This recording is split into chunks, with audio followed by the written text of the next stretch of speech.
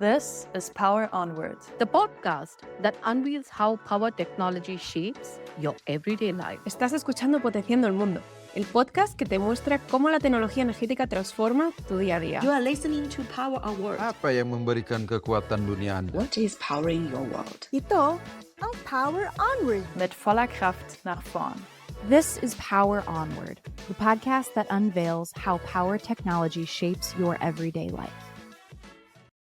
We all know what it's like to ask a quick question online. What's the weather forecast for today? Where's my package? Can you edit this photo? On the surface, these moments seem small. But as you're learning, behind every search, stream, and smart device is a growing demand that's putting pressure on our power grids. We're talking about data centers. These facilities power the AI that's changing how we live, work, and play. But as they grow, they face a big challenge.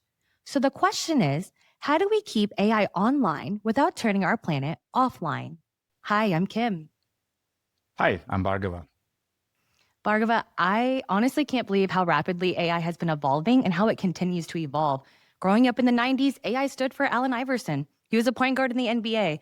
Now, when you hear AI, you're thinking about all the different ways that data centers could be straying from this. So let's start with this. How does Cummins support data centers all around the world?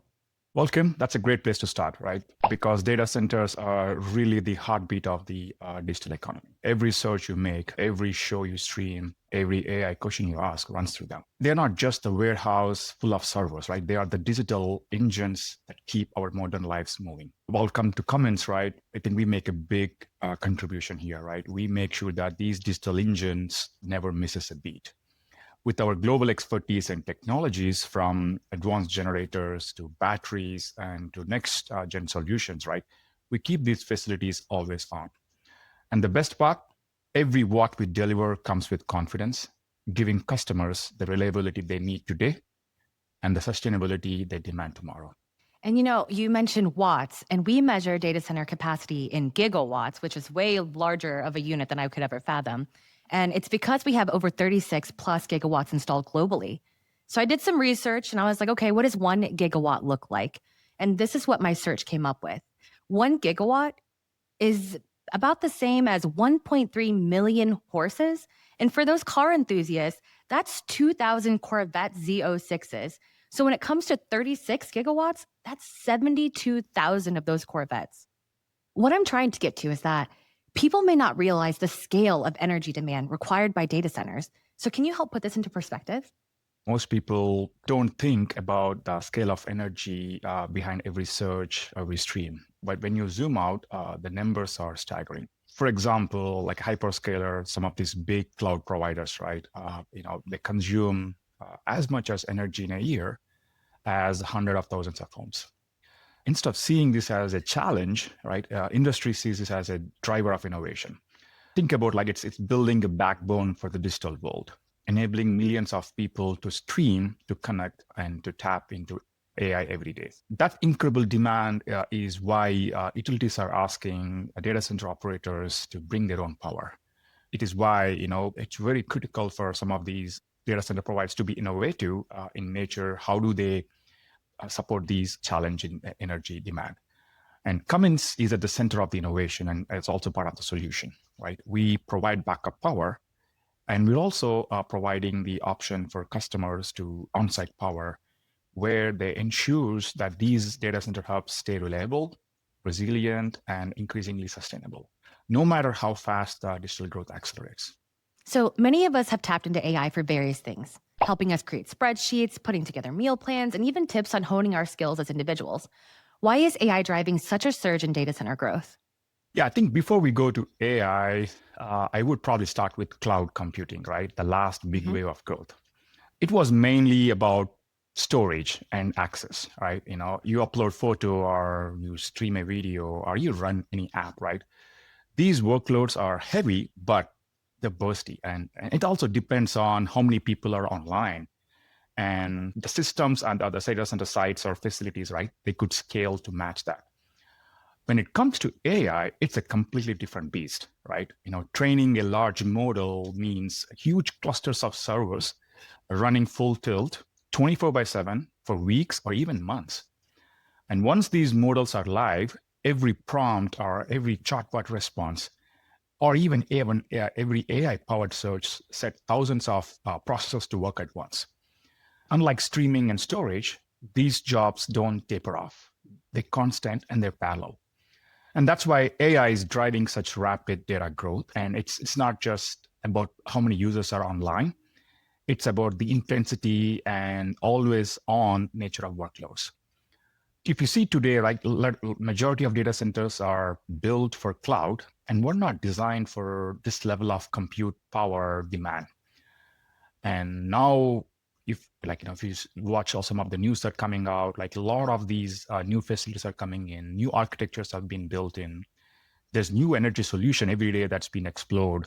In short, right, cloud scaled with people, but AI scales with machine, and machine never sleeps. That's a very, very great way to position that.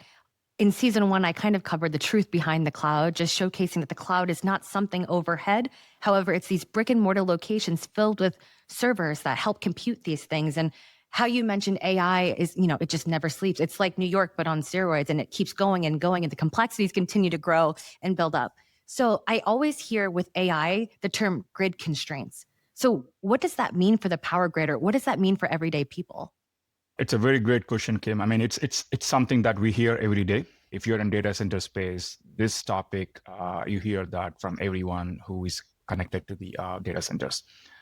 In reality, right, I mean, you might feel like grid constraints sound abstract, but not every grid in North America, or even some parts of the other world, are constrained.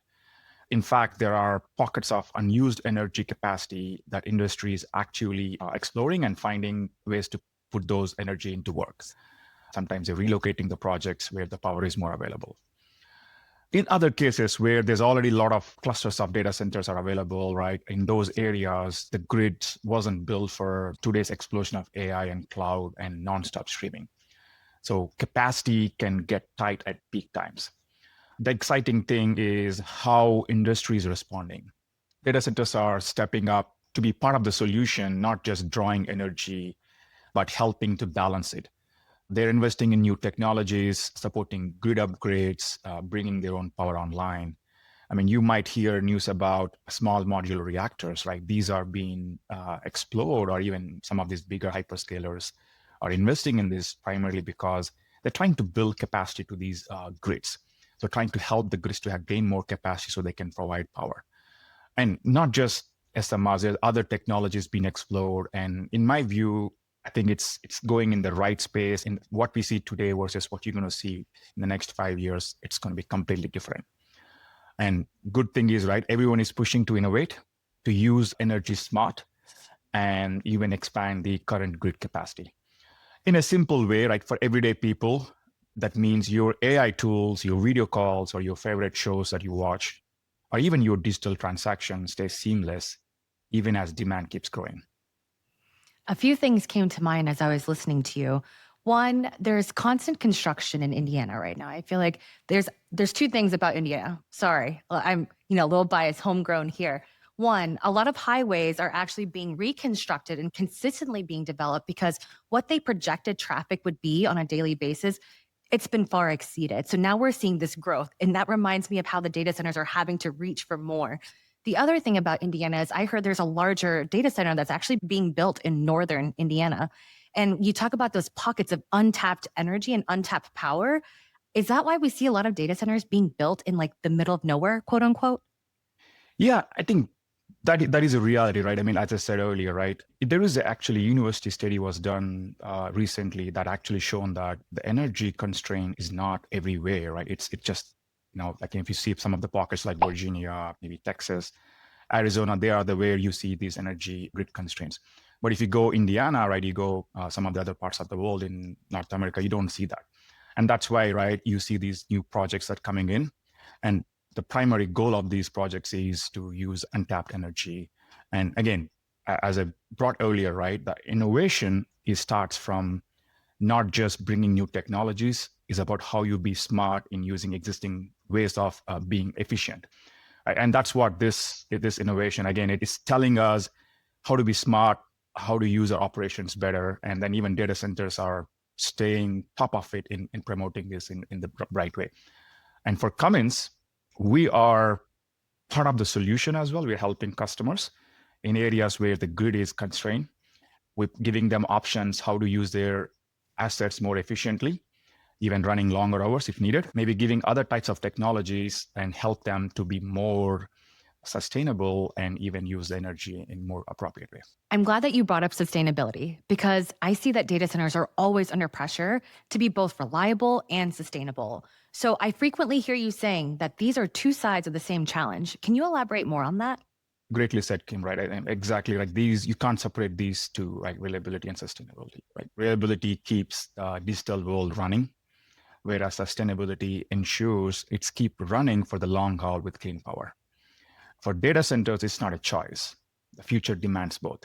That's why the industry is focused on solutions that deliver uptime 24/7 while cutting the carbon down along the way. So it's not that we don't have solutions today. There are a lot of solutions that are available today. I mean, you talk about HVO fuels, right? That cuts carbon footprint about 90% at Scope 1 emissions. And a lot of our products are already approved to use HVO fuel and enable customers to reduce their Scope 1 emissions. And there is other ways that we are looking into bringing more efficiency in engines and help the customers to use the cleaner engines. In addition to that, there are other technologies that are coming in, right? Battery energy storage systems that could provide hours of backup power in grid constrained areas. And some of the other technologies like fuel cells, smart modular reactors, and even advanced storage systems. All these are designed for the two mindsets, right? One, how do you provide reliability at the same time? How do you provide clean power that solves a both problem? Together, right, they form the mix that proves every watt can be both reliable and lower carbon. And reliability, sustainability aren't trade-offs, right? They are partners moving towards together. That's a really common misconception. I do wonder if people think that reliability and sustainability are trade-offs. What are some other misconceptions about sustainable power that Cummins is working to prove wrong or already proving wrong? Yeah, and one of the most myths that I hear is sustainability power means you're giving up something. Sometimes it's reliability, or sometimes it's cost, or even both, right? At Cummins, we have proven that that's simply not true, right? Our generators already run on renewable fuels like HVO, cutting carbon up to 90% without compromising any of the performance needs. And our Tier 4 products and natural gas solutions give the customer reliable options with low emissions and even when the grid isn't available. We are actively looking at new technologies like battery energy storage systems, fuel cells, where customers could run, like especially in grid constrained areas, customers could run these units longer hours so that they don't have to rely on the grid. They can use like an on-site power to provide support to their demand. I think the point is with Cummins, sustainability doesn't mean compromise. It means progress and reliability today, cleaner tomorrow, and always moving forward. So you've mentioned Tier 1, you've mentioned Tier 4. Can you break down a little bit more of what this means? Yeah, I think Tier 4 is the EPA terminology for emissions here. What it means is, right, you need to produce your pollutants that are coming from the engine out at a lower level to make sure that the environment remains clean. I know diesel engines are getting cleaner, right? I mean, you look at 20 years back, 30 years back, compared to the engines that are being manufactured today are very clean. And there is solutions that enable these engines to meet some of these EPA standards. And I also mentioned about the BESS battery energy systems. Again, the purpose of BESS is, some of the locations where grids are constrained, which we talked about that earlier, right? When customer is not able to get the power from the grid during peak conditions, maybe during summer, right? Everybody's streaming, everybody is doing AI bot or used AI bot, whatever it is, right? When everything happens at peak, the grid would say that I can't provide the power at this junction, and data centers, you need to figure out your load. And that's where it calls as on-site power, and BESS plays a major role in it, right? It could provide 4 hours of power in a day and helps customers to remove their load from the grid and they can run on their own. So these are the two technologies that are shaping. And even in addition to that, natural gas plays even bigger role purely because they are accessible. Some of the sites already have access to the natural gas lines. So customers can run these and even completely avoid reliability on a grid. They may even run this at a prime rating and run these natural gas at a longer run hours. So what it brings is, right, customers are using these technologies to enable them to reduce their emissions or to stay reliable and also improve some of the efficiencies what they're looking for. So Yes. And just to reiterate, BESS, battery energy storage systems, is one of our premier product offerings right now. It's been very high in popularity. We've got case studies.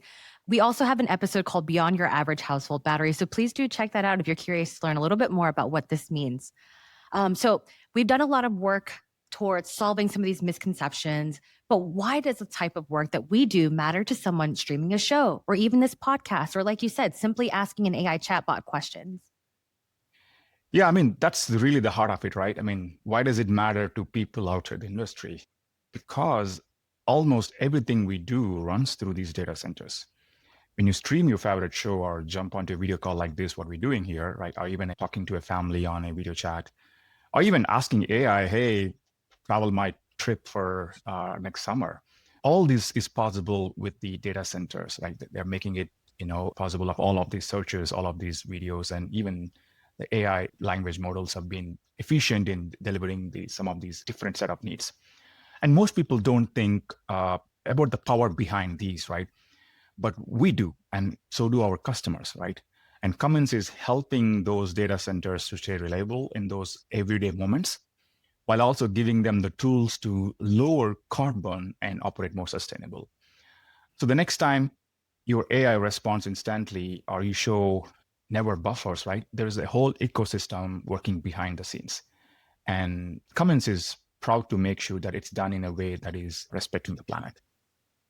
Reliability is such a key aspect of it because you said buffer, and I can't remember the last time one of my shows had to buffer. And it's when those minor inconveniences happen where AI is taking a bit too long to respond that I finally think like, oh, there must be something wrong. But again, majority of the time, uptime is great, and we don't have to worry about those things because, Cummins and data centers are equipping us with everyday conveniences. Before we wrap, knowing that reliability and sustainability must go hand in hand, I'd love for you to leave us with one last thing. What's that bold vision that Cummins is chasing to make this a reality? Very simple, right? Our bold vision is Destination Zero, a roadmap to eliminate emissions over time. And it's a commitment that we share with our data center customers everywhere. What it means in a practice is twofold. We are investing in future with technologies like advanced batteries, fuel cells, or even hybrid systems that will reshape how the digital infrastructure is powered. And at the same time, we're giving customers practical tools they could use today, like HVO-ready generators that cut carbon by 90%, Tier 4 diesel for toughest regulations, and natural gas systems that lower emissions while keeping reliability strong. The big picture, we want to make sure that the growth of AI, cloud, and the digital economy is powered in a way that's not only reliable today, but sustainable and future ready for tomorrow. Bhargava, thank you so much for letting us download some insights and also reminding us that keeping AI online also means keeping our planet online too. Yep, that's right. That's the right way to, and I mean, always remember, right? I think I really like this quote. I've read it online, right? Cloud means it depends on how many people are using. AI means it scales as a mission scales, and mission never sleeps. So that's a good way to relate AI whenever you have a doubt about AI. Thank you, Bhargava. Thank you. All right, so what's the big idea for this episode? Data centers are powering the AI that shapes our daily lives, but they're also pushing grids to the limit and fueling demand for lower carbon solutions. Companies like Cummins are meeting the challenge with reliable power that also reduces emissions, from advanced gensets to battery energy storage systems and beyond. The takeaway? Reliability and sustainability aren't opposites, they're partners. And the future of AI depends on solutions that deliver both. Ini adalah Power Onward. Comment la technologie de l'énergie membentuk kehidupan harian Anda. Thank you for listening to Power Onward. Your support means the world to us. If you enjoyed this episode, please don't forget to subscribe, rate, and review on your favorite podcast platform. If you want to dig deeper on what we covered today, check out the show notes for additional links or go to cummins.com/podcast. Until next time, Power Onward. We're from Cummins, the company that's been innovating toward the future for more than 100 years. We're no strangers to rapid change, global shifts, and economic uncertainty. We want to be your constant during the energy transition. Whenever, wherever, forever. Power onward.